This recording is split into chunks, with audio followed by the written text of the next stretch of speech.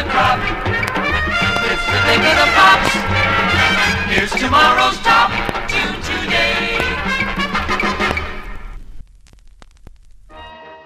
Hello, and welcome to the show.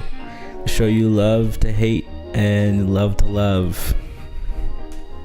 I forgot the rest and all the above. All right, so. You're a poet. Yeah, so this is your host, DJ Fitzgerald. It's like you read it off a card. You couldn't remember your own name. DJ Fitzgerald. Back from a very long hiatus, but we're back. That's pretty much how we do. We've got, like maybe two dedicated listeners, but I do apologize for such a long wait. But now we're back. We're here.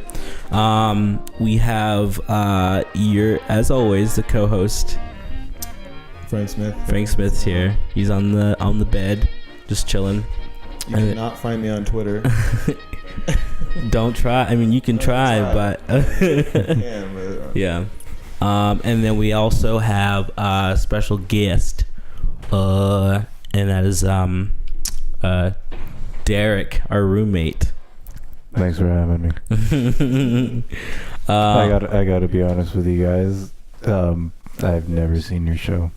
I've never heard it. And I've seen it. No one's ever seen it. No, you guys. Well, yeah, true. Well, I've seen it. I've lived it, but I've never listened to it. Oh yeah. No, you sent me the links. I was like, oh, that's cool. Oh man, these are long, and I never got. It's only like an hour. Joe Rogan's got 3 hours. 45 minutes to an hour. Yeah. What are you talking about? Oh, this is long. It's like, that's fine. You're gonna lose that fight 9 times out of 10. Joe Rogan's on some next level shit. He can talk for like 3 hours. That's kind of crazy. Yeah. And like he's drinking and smoking the whole time. I don't know how he does it. I mean, like that's a good gift. He's a comedian though, so he's probably used to just gabbing and like he was like a fight commentator. You definitely need that that quality in I have order. no idea you listen to that podcast. That's funny. I occasionally dabble in the Joe Rogan. No, he experience. He came on my radar when he did the Metallica interview. He talked with James Hetfield about beekeeping. Oh yeah, for like 40 minutes. Really? He's like, man, I'm Joe Rogan. I could go on about bees for like 12 hours. And Joe Rogan's like, let's do it. And before you know it, he's like talking about how they label and organize the bees. Yeah, and shit. I remember listening to a little bit of that. Yeah, James Hetfield's an interesting guy. That was your first. Yeah, it was. And it was just wow. So you don't listen to podcasts often? No. Oh, I listen to them all the time and kind of obsessed with I listen something every now and then. The one I listen to all the time is "If I Were You" by Drake and Amir. Yeah, I listen to it all the time. There's a couple good ones out there for sure. I think I'm a Day One fan. It's like one of their jokes where it's like, are you a Day One? Day One fan? Yeah, I'm technically a Day One, yeah. OG? Yeah. Derek over here with his own mic. If there's for any of those two dedicated listeners listening right now, and it's like, man, that third mic, it's different. It's not the usual Derek timbre. Sounds amazing. He's got his own mic. I don't know how good it is compared to ours, but I mean, even by his mic stand, this dude looks like he's like prepped up, ready for like a Joe Rogan. He's ready for a 3-hour. A 3-hour Joe Rogan podcast. Well, guess what? We got Joe here in the studio. Yeah. On some do you have an echo on your headphones too? Yeah. Yeah. Why? Okay. Oh, there's like for the listeners out there, there won't be any echo, but for us right now live, there's a weird echo. This is gonna make it in the show. No, I'll put this. I'll put whatever I want in the show. Okay. It's not what the. It's not there what. are ways you can do that. Man, we got derailed. We're here to talk about. But Frank is gonna experience this whole talk tonight in a very different way. Oh yeah, because I can't hear myself. Definitely. Yeah. We'll skip the technical stuff. I thought maybe the listeners cared about it, but I guess not, and we'll skip that. So yeah. Anyway, our topic of today is Get Out. We saw that movie a couple weeks ago, and I'm pretty sure most everyone has seen it before. Made a lot of money in the box office. Yeah, I liked it a lot. What did you guys think? Oh, it was great. I liked it a lot. Mm-hmm. What about you, Derek? I thought it was brilliant. Ooh, okay. Yeah, I'll start off by saying that it was very well written. A lot of people wouldn't really agree, but I felt like it could be compared to like a Stephen King sort of like story. Just the way the pacing, the little hints that they told you, all those little details like really felt like a very gripping novel. Like if I were to read, I'd be really into. That's Frank, what is your take on Get Out? My take on it, I was kind of blown away. I mean, when I first heard the advertising and saw like the previews for the film, I actually didn't know it was Jordan Peele until I saw like the trailer for the third time and it said Jordan Peele, written and directed by it. Mm-hmm. And I was like, oh wow, like Key and Peele, and I had to look it up, and I was kind of blown away. It came from left field, and I remember they walked away from their comedy show because they wanted to pursue other things, which was I think it was a bold decision of theirs, because they were getting typecasted, because like they were in Fargo, I think season 2 or season what? I think it was season 2. I never saw it, but season 2. Was this? No, I think it was season 1. It was season 2 because no, they weren't season 1. I saw season 1. They weren't season 1. It was season 1. It was season. They were Key and Peele were in season 2. They were not in season 1. They were in season 1 because season 2 takes place back in time. And they're in season 1 when they're FBI agents and they're hunting down Billy Bob Thornton. Billy Bob Thornton like murders them. They're in season 1. I think we have to come back to that. I'm like, hey, Derek, when we are fact checker, can we go see what? Keep going, Frank. Derek will fact check. Anyway, they were getting typecasted together. Okay. Like, the comedy duo. Hey, what am I looking at? Key and Peele. What season of Fargo season they're 1, in? Fargo. I know I'm right. I don't know about that. Everybody knows I'm right. I don't know about that. You know what? I know it. Everybody knows it. To quote. Is it just like a scene? What season? No, they're in a season. In show. They're like FBI agents and they're hunting down Billy Bob Thornton's character. Nick Kroll did that too. He ended his show. Yeah, because they didn't want to go the way of. They wanted to end it early, end it in its prime. I think it's nice that they're going off and doing their own thing, because I've seen Keegan, the other guy, in some stuff because he's more of an actor. I think he has some writing credit on the show, but he's definitely more of a performer. And from what I understand, Jordan Peele is definitely going down the more writer-director avenue. And it seems to pay off for him because that film is amazing. I'm extremely excited to see him do more stuff. Yeah. It reminded me so much of just older films. That's probably why I felt like it was a Stephen King like book or something. It just reminded. Stephen King said that he liked the film. Really? It reminded me of that because just it was very strongly written. The movie felt like it was the movie felt like it was very strong in its presentation and everything. It wasn't like, oh, I have this cool idea, let's do it. And it wasn't like, they didn't feel that at all. It's like, oh, okay, we have a really strong premise. We have like the style. We have all these kind of beats in to the genre. Like he knew what he was doing and it was very smart. Jordan Peele says that he was inspired by the Stepford Wives, or like the film's more of like a Stepford Wives kind of film. Like, I don't know if you guys have ever heard of that movie or seen. I've heard of it. Yeah, I've heard of it. Where they replace the wives with like robots or like brainwash them or whatever. And I when he said that, I was like, oh man, that's when my brain clicked, because I couldn't really place this film. I didn't know if it was a horror or a thriller. It was technically a thriller. With mild horror elements, because that sunken room shit. That was terrifying. Fuck, dude, that could have been a horror film. There was a few jump scares and like the music was really well done. Like, I thought that kind of blew me away. Like the traditional kind of horror. Using strings to like really emphasize like the shrillness of like a scene, to like excite you. Yeah, and then opening with that African drum music. Oh yeah, totally. In the beginning. Interesting touch. And I like that. It was like he said, it was like a social thriller. In his interview on NPR, he talked about how like he really wanted to focus on social issues, and he said that he hasn't really seen a film address social issues like race since like Night of the Living Dead. You know, like they had a black protagonist. You know, in that film. Isn't a fun fact? Isn't one of the facts about that film is George A. Romero's? Is that the director's name? Yeah, I believe. I should know. Well, the reason why he casted that actor is because he was just the best actor he knew. He wasn't making a statement. Yeah, but it turned out to happen that way. And like when you watch the ending, though, I'm like, he had to have known what he was doing. Well, yeah, I mean, like he cast someone who was like the better actor. Maybe that like. But then he realized he could use social commentary, which is, you know, a good way to ground the film, even especially when it's about zombies. You know, it's like.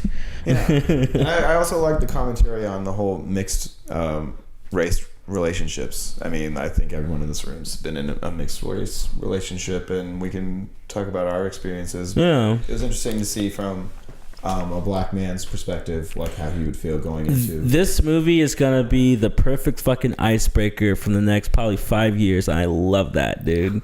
It is. I'm kind of like blown away by it, and it's like be at a bar and it's just like, hey, get out, ha ha ha. You want? It's like, you know, it's for silly. The next 5 years, I don't know about that. It's silly. No, I'm telling you, it's have you seen the vines where like the running scene? Yeah. Have you seen the vines where like have someone running? I'm just talking like when in a group full of people, a lot of people just kind of have this weird like, oh, should I not say this? Should I not say that? It's like I don't really care for the most part, but this is just a great movie because I think it's gonna put something in people's brain like, oh, I think it's okay, I can talk about this because we've all seen it, you know. It's just like, you know, and you know, like if someone like was in like an interracial relationship and like there's like, we're gonna go see our parents, and someone could say, oh, you know, can you trust her or whatever. I mean, I'm being really cheesy, but my point is that Jordan Peele?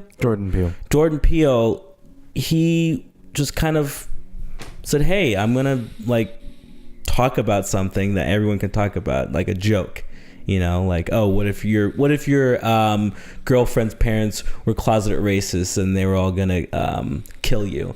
If you said that in a party, that'd be like, that's kind of fucked up. And then I almost feel like Jordan Peele's like, no, it's funny, I'll make a movie about it. It's gonna be scary, but you're also gonna laugh too. It's like the comedy bits was so well done. Like who was the actor that they used for his friend, for his the comedy relief actor? Yeah, his friend. Do you know what the actor's name was? The guy that worked at the airport. He was the airport security. Gosh, I couldn't tell you. I've never seen him before. Yeah, he looks like a comedian, like an upcoming comedian. Funny dude. Funny guy. Definitely. He was definitely like the audience. We vicariously were experiencing the movie. Yeah, okay, that's why I liked it. Yeah, we could talk to the character. You know, like saying like, "Oh, this is probably what's happening." And it's like, "You probably shouldn't go there." You know, and he's like, "Oh man, I gotta do this. Stop joking around." And he's like, "No, I'm kind of serious." You know, yeah. He's like, "You could be murdered by these white people." You know. Yeah, that was funny. The guy's name was Lil Rel Howery. How do you pronounce that last name? Lil Rel Howery. Howery, Lorel Howery. And he played Rod Williams. Yeah, he must be a comedian or something like that. Huh. With a name like that, you get with the whole sex slave bit he was like saying throughout the film. That was hilarious. It was pretty funny. Like, he was spot on about everything else, but like he just added that little like they're probably having sex with him, and that's when everyone's like, "Oh, you lost me, dude." You're like, "Yeah." No, what you think is crazy, but the truth is still crazier. Exactly. Yeah, he was like not far off. But I was kind of blown away because like I thought I could. That's the thing about this film is at the beginning I felt like I could guess it. Like I kept guessing it, and I wasn't on the head, but I was like not far off. Like I like that because it like misled you. It's like it seemed very predictable, but then it like twisted what you anticipated was gonna happen. You know what I'm saying? Like the scene when he's going around and they're like looking at him and they're like, oh, I know Tiger Woods, or like, oh, Black's beautiful and stuff like that. When they're talking to him, I was like, are they like shopping around? I thought they were gonna like sell him or something like that. Like because I was anticipating they were just brainwashing these black men, and then they were gonna sell them off to these little white people. Like new age slavery or something like that. Yeah, I did not anticipate brain swapping or anything. Like spoilers. That blew me away, and it was terrifying. I can see why people are saying it's horror because that is like body horror.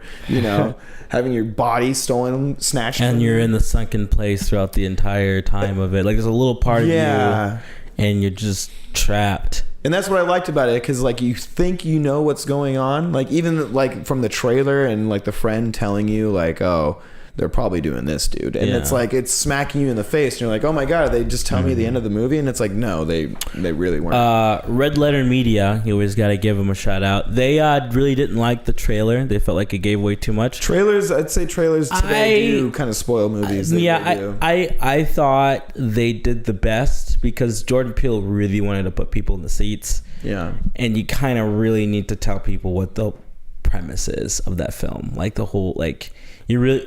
And he was smart to do that because people went to go see the film. But when you're watching it, all those little beats with like the officer, with the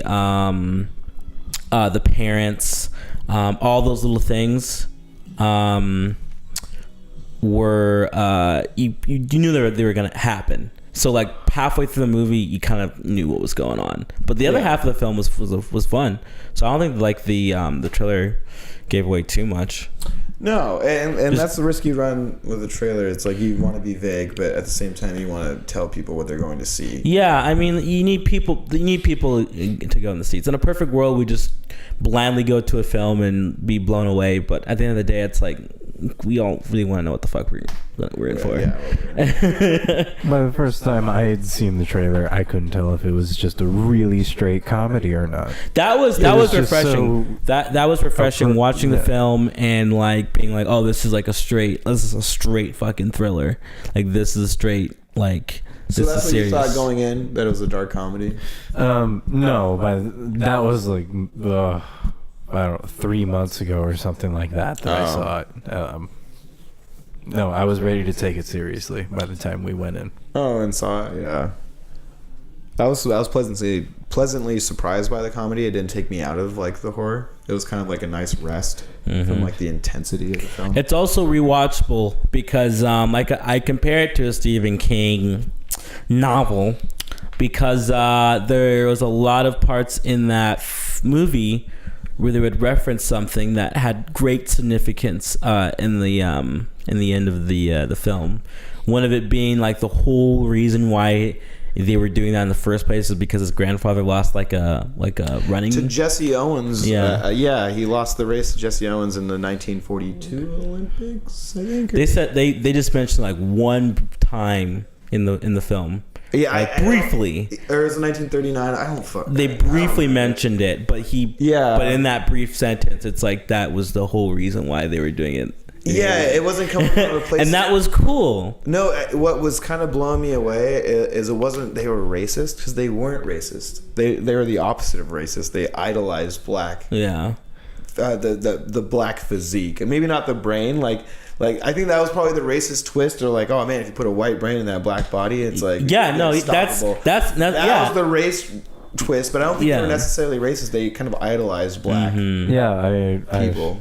That was crazy. It was, and it came off as like subtle racism, but no, these people wanted to be black, and I was like, whoa. And then in the process of doing that, they were subtly racist with like little microaggressions. Yeah, exactly. Even though at the end of the day, they were still taking brains out of bodies. It's an interesting critique on like class.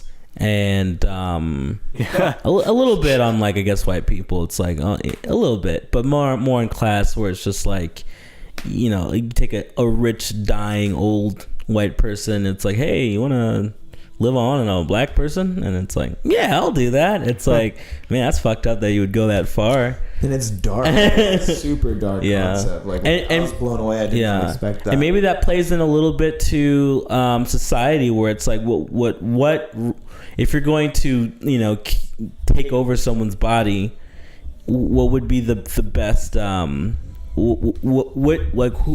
who would you use to get away with it? And maybe, if he's a black person, they'll look for a little bit, and then they all they'll be had fine. nasty scars, and they had to like cover up this huge. Oh scar yeah, that was a little And I was like, so you either got to wear a wig or a hat all the time. Yeah. And I was like, that was a little flaw right there. Yeah. I like there's like subtle things in the film that I had to pick up on. Yeah. Like when he goes out to smoke a cigarette at that time, and that's when the running scene happens. Should we have said spoiler alerts at all? All of these freaking podcasts are spoiler alerts. Okay. Then.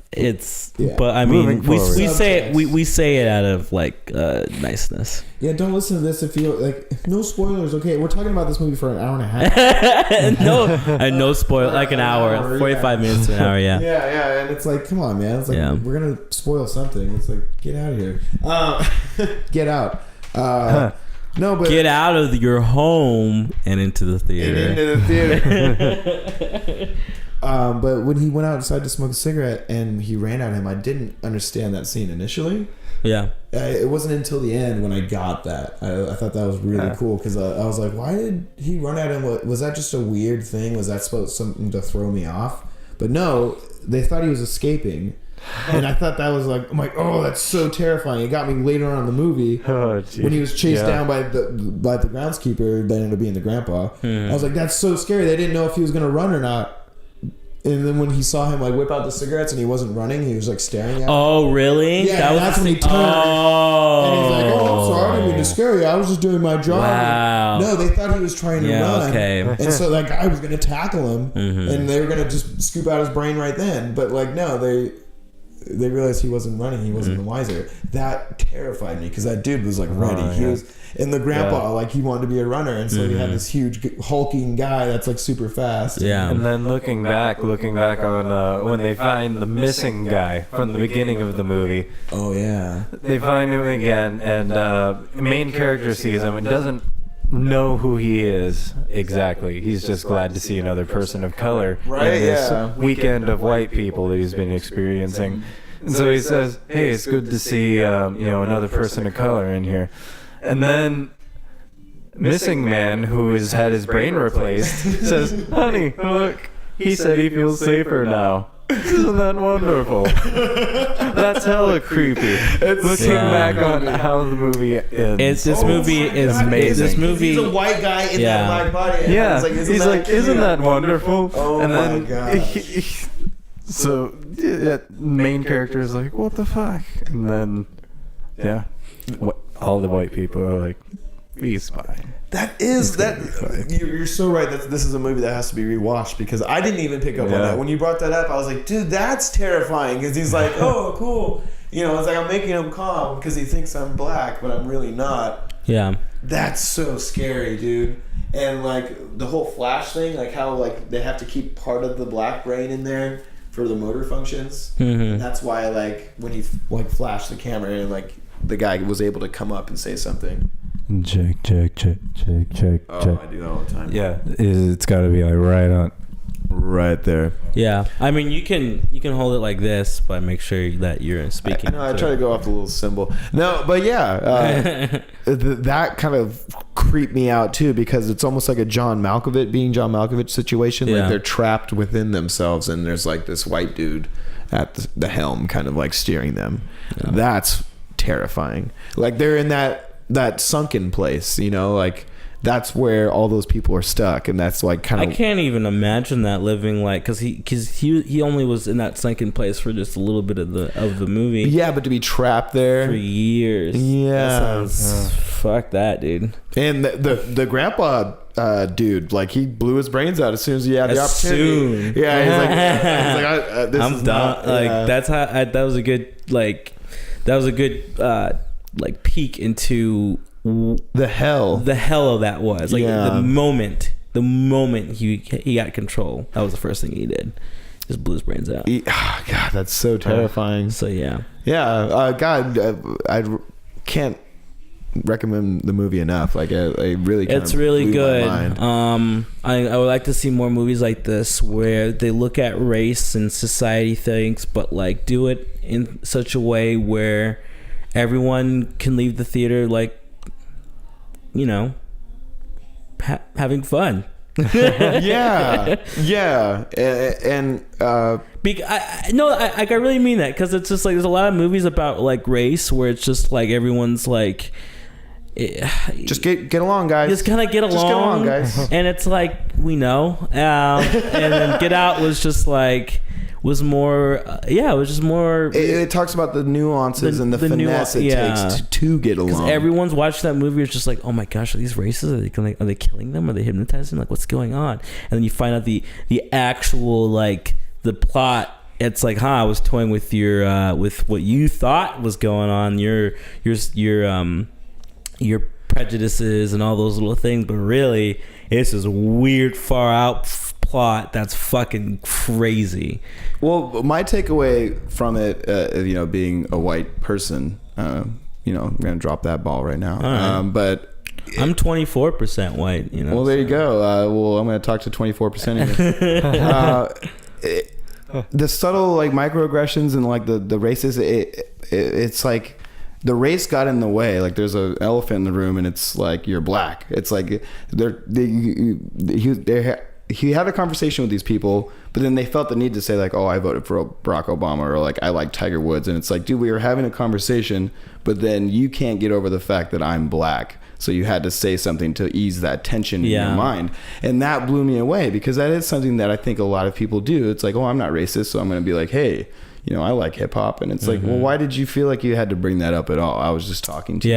And that's something that the film really kind of hammered home for me, is these people, like, they idolized black people, but it wasn't just for the fact that there were individuals that did great things. It's like, no, the reason why they were great is because they were black. Yeah. And I was like, oh, wow. It trivializes them as people, which is like, which is like kind of the message of the film. The message of the film, like, don't trivialize, they're people too. Because that's says the problem with everyone in the movie is that they like black people too much, and they made their blackness this huge deal. And I think that's what Jordan Peele is trying to say, is like, that's where I think racism lives and breathes still in American society. It's like, it's still totally there. Agree with you on there. You can't ignore it. At least that's what society's trying to tell us, is like, race isn't a thing and we should accept everybody, but it's you should still notice it. And it's like, well, no, maybe if moving past it is not even bringing it up, not even thinking about it. And it's still something in the culture that really... I think Jordan Peele made this movie so when everyone's at a bar, they can just joke about being taken away by some white woman in the bar, and everyone laughs about it, and the ice is broken, everyone's happy. I think he did that. Well, isn't he that... like normalized racial tension or something? Yeah. I love that whole like bait and switch kind of like scenario where like it's a hot girl that leads you to your death. Like, that's such a huge horror movie thriller premise. Yeah. And it can only be compounded when it's like your girlfriend and you're meeting her parents. It's like, what if she's playing the long game to murder you? That's like... Yeah. I'm sure that everyone thinks that when they go and meet the family. They're like, oh my God, like, worst case scenario, these people are cannibals and gonna like eat me. I don't know. At least that would go through my head. I recommend this movie a lot. I do too. Yeah. As far as commentary on society, it really is profound. I mean, on top of being a stellar movie. Yeah. Well, we got some time. We can talk about something else. Who's beeping? Frank. That's not good. You get kicked out of the freaking. Oh, hey! I'll be right back. Oh, okay. It's it's a tradition for Frank to walk out at least some point in the podcast, and there it is. How you doing, Derek? Good. I'm doing good. So I think if you got Frank some of those headphones, then he would be able to hear how he's not. I hate the echo. Exactly, talking into the mic. Oh yeah, that too. Yeah, I usually tell him to speak up into the mic, but he forgets to do that. Well, he's not even facing it. He's not. You gotta know how to, know where you're speaking into. Yeah. How long? Use the mic. How long have we been roommates, Derek?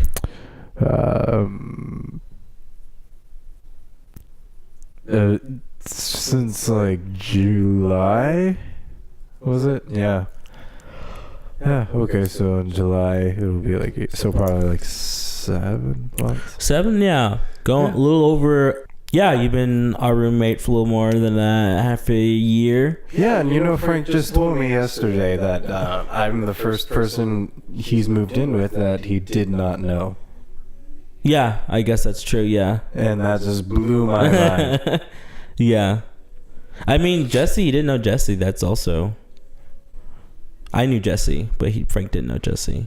But I guess he kind of knew him before. I don't know. I guess he counts it. Does he not count that? Does Jesse not our roommate?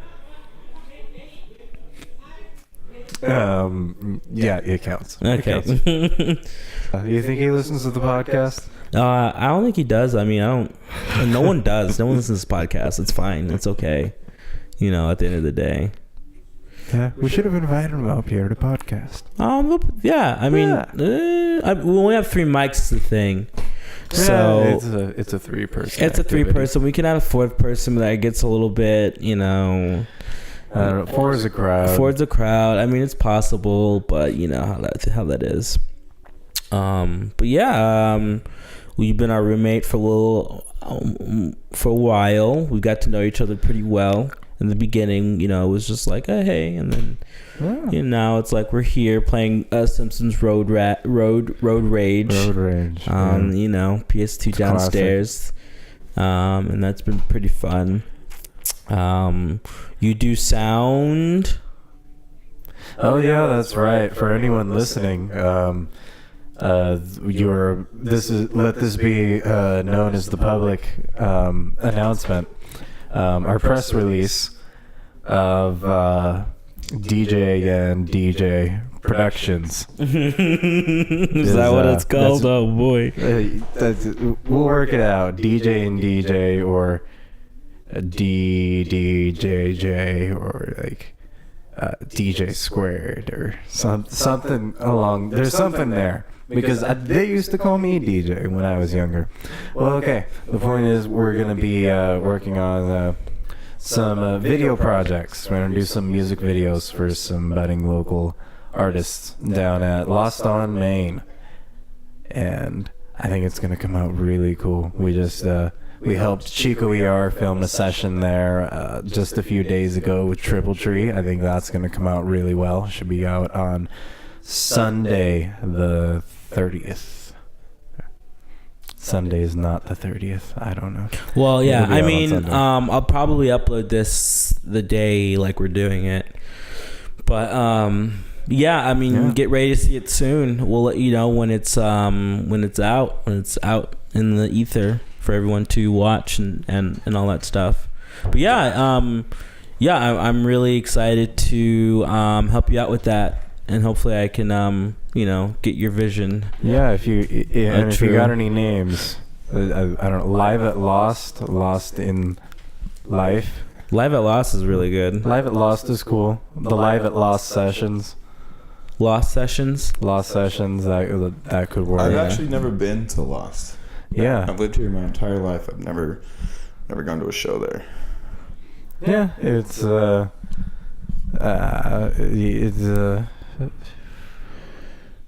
I don't know. It depends on what kinds of shows you like to go to. Yeah. It depends on what show you go to. Well, I'm just talking about I think the problem for a while was a lot of people didn't know where it was because there's not like a huge sign out front. I didn't see. I thought it was part of the underground. I thought that was like one huge building, and like that was just another part of the underground that I'd never gone to. It looks like a huge venue, though. I mean, from the pictures you've shown me, I've only seen the outside. Yeah, about 300 people. Wow, that's not bad. It's a lot of people. I'm surprised I haven't been to a show there. It kind of blows my mind. It's a nice venue. Yeah. I don't know. I feel like I'll let you guys know what's coming once in a while. And yeah, I'd love to go. I thought it was the Kyle Gass band was there not too long ago. You should have came to that one. That would have been rad. I would have loved Kyle Gass. I thought it was a bar. It's not a bar. It's just a venue. There's a bar in it. It has a right? bar in it. Oh, wow. Huh. Who would have thunk? Who would have thunk? Yeah. What a trip. You guys are doing a lot of stuff there. Yeah. What's our time right now? What do we got? We got a little bit more time. We got a little more time. But we saw Logan. We're going to talk about that next podcast. And I have so much I want to say. Yeah, and I'm excited for it. We're going to have Cody on as our guest. Yeah. And I was like, well, we watched it with Derek too. And Derek can I kind of want to get his opinion on it. Like, this is like, I guess this is like a little dipping in the next episode. But yeah, no, I'm down for that. Hopefully. I'm curious because you're not going to be here, at least not on the cast. But I'm curious to hear your opinion. Oh, also added segue. Derek's getting into jazz, and I love it. Oh yeah, he's got his jazz starter pack. We watched Birdman. We watched La La Land. We watched Whiplash, and we. Cowboy Bebop. Cowboy Bebop. We seen the Bird movie. We seen the Bee movie. The Bee movie. Does that consider jazz?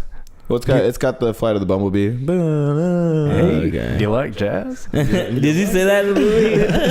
Yeah, that's the first thing he says to the female that he ends up like flirting with, and then starting the flower business with.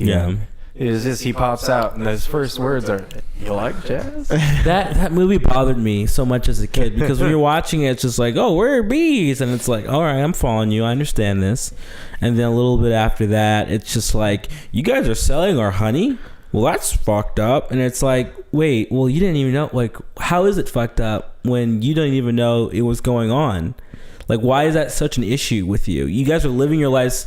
Perfectly fine, and then you find out this one little thing, and you gotta sue humanity for it. It's a Jerry Seinfeld joke gone awry. It is. Like when you think about it, like it's like his stand-up just like, why don't the bees just sue? Yeah, honey. Yeah, and it happened, and you're just watching it, and you're actually seeing the joke unfold, and it's just like, what? It's just one of his jokes. It's just one of that just blew up. And it's I think the only thing I liked about that movie was the John Goodman character, like the Southern lawyer. Yeah, I thought that was hilarious. It just bothers me that they made this kid movie, and kids halfway through watching this movie are just like, what the fuck is going on? Yeah, and it bothers me a little bit. They actually just could have made a fucking movie about bees.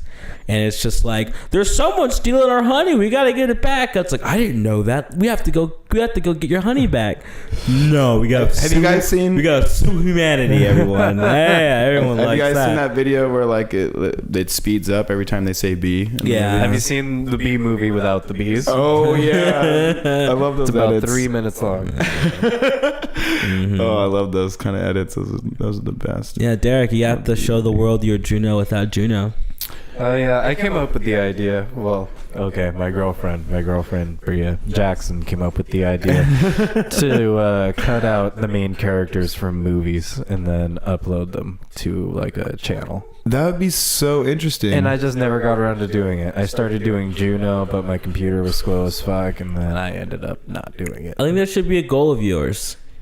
To do that, because it'd be a character that was completely cut out. The films would be really short, so it'd be like this weird short film where everyone's referring to a character that nobody has seen. Yeah, that would be really strange. Oh my gosh! Yeah, you should do it, man. All right, I'll do it. And you made that choices video, right? The disco. Oh yeah, It got taken down. Yeah, got flagged. I think we got to start a meme page. I'm just gonna let everyone know, man. We gotta get some clout. We have a hot meme. F copyright, dude. Fresh out the mold. I could see why a lot of creative people are just so against the system because you make one little joke and they get you down. Are we shooting shots at E40 right now for his copyright claim? I think I am shooting shots at him. Oh shit! Oh, okay, you got beef with E40 now. It's So I that's just I, like gonna E40? follow Nope. you around. am I gonna take down your video? Yep. Copyright? Yep. Oh, dude, you're gonna piss him off so bad with It this. sucks. I Dude, mean, he's such a douche. Oh my god. Oh shit! You too, Frank. Shots fired, dude. His 40s, E40s. I don't know. I tried them. The garbage, overpriced garbage. oh, okay. And you know what? I'm not afraid to say it. Okay. Dude, Any you're 40 connoisseurs out there? stay away from the bay. I love how I had a argument with a friend, and where it says an E4 says Star Wars, and then he goes nope, and he's like no he doesn't. It's like he almost, I think he even says that like no they said Star Wars yup. I'm like no they say Star Wars nope. They say Star Wars. And then no. I took a screenshot of like the lyrics. I sent it to him. He says Star Wars nope, Yoda yup, and then which is, keep in mind guys, this is a music video or a song where lyrics where it's like are you a shooter? Yup. Like what the? I think Yoda's a nickname for weed though. I think that's What's going on? I think that's what he was saying. Okay, So he doesn't like Star Wars, but he's all about that reefer. Okay, that makes a little bit of Yoda. sense. Okay. I think I mean don't quote me on that, but No, that could be the okay. actual So thing. we know that Queen or Freddie Mercury of Queen doesn't like Star Wars and E40 now. So that's two musicians that don't like Star Wars, or at least have come out on record saying they don't Or like Star maybe you Wars. should have said prequels. Nope. I know it sounds like this. Revenge of the or Empire Strikes Back is my favorite one, definitely. Empire. Yup. Yep. Yeah. I heard Revenge is actually the best of the prequels, and I don't agree with that. Most Is that people the one? I think would say Empire. No, I mean the best of the prequels. was like Revenge of the Sith. Revenge of the Sith. Yeah, Yeah. where Anakin just kills everyone. I would say that's the worst one, man. And so many people try to argue with me and say like, no, that's the best movie in the trilogy. And I was like, just because it's the last one? No, I was like, I would argue the Phantom Menace was probably the best of the trilogy. And everyone's like, oh, interesting. everyone's like, that's where all the, that's where it went downhill. With Jar Jar Binks and stuff like that. It's like they still had practical effects. It felt more like a Star Wars movie than the other two. It was just boring. No, hell no. I love that movie, It's man. just boring. I don't know why people shit on Phantom Menace so much. It's just a boring movie. It's a boring It's movie? a boring film. You're crazy. I mean, I'm not saying like the score, the action, the pod racing scene that's like 15 minutes. Yeah. It's like a huge chunk of the movie. That's like I just feel like they could have streamlined it better. Well, they Now could that have so many things better. I'm saying that's what people have trouble with.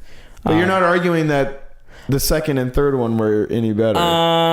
They're all not good. They're all not good. But I'm saying like They're great as jokes. Like they're the turd on top of the pile. the on Facebook and on internet, they make jokes about those movies all the time. Like I am the Senate. Those jokes and all. Oh yeah, like we made this for children. No. It's like you're having No. huge political debates. No.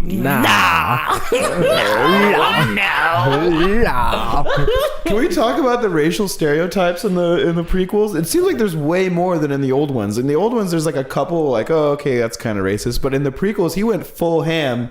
Like he made like the Trade Federation, like obviously Japanese businessmen. Yeah. Oh, you're talking about George Lucas. And the Gungans were obviously Jamaican. Yeah. And I was like, what? And then Sebulba was like a really like Jamaicans. Slavic, like greedy Slav guy. I'm a Russian guy. That's everyone was like that in Anakin's like world. They were all stereotypes, just racial stereotypes, or just in that movie in general. I'm like, dude, was he just running out of ideas, or like?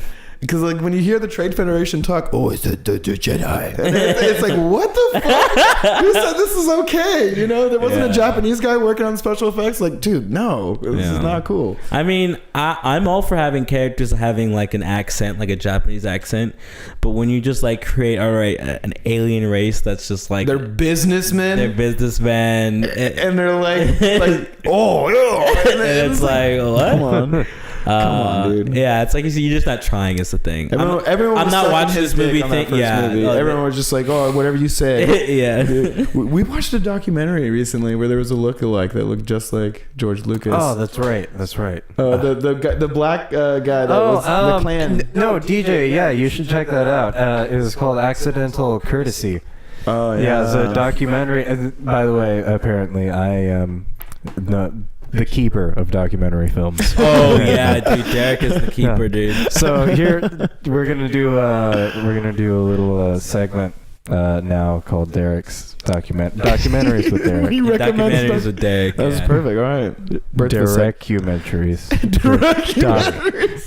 I'm liking this. Documentary. We'll figure out the name in a minute. Okay, so there's this documentary, which is my catchphrase. You're gonna be hearing that a lot. There's this documentary called Accidental Courtesy, and it's about this musician. God, what? I feel so bad. I can't even remember his name. Oh my gosh! But he's a famous musician. Like, he's been playing organ like since the '60s, and he's played for like Eric Clapton, B.B. King, Ray Charles, Lynyrd Skynyrd, fucking Chuck anybody. Berry, or did you just meet Chuck Berry? I'm pretty sure he played for Chuck Berry. He's Johnny Cash, Elvis, and Carl Perkins. I'm surprised I've never heard of this guy. Oh, this guy. Yeah, before this movie. Yeah. So next time I will be more prepared. And I will bring up the IMDb. I'm pissed, Derek. You're ruining my baby right now with your with this dead tight-knit sweater with this coming unraveled. this dead weight. This dead weight you're bringing. No, it's fine. Yeah, so this is how we, by the seat of our pants. This is how we do it, man. Living on the edge. This is the Wild West. Okay, so it's got 83 on Rotten Tomatoes, 8 out of 10 on IMDb. That's a great score. Okay. So it's a passing grade. That's a B. What's your score on it? What's the Derek's? What's my score? What's the Derek's? It was a really interesting scale? message as far as how the film was made. Yeah, I would definitely give it above a 7, probably an 8. Yeah, 8 out of 10 for Accidental Courtesy.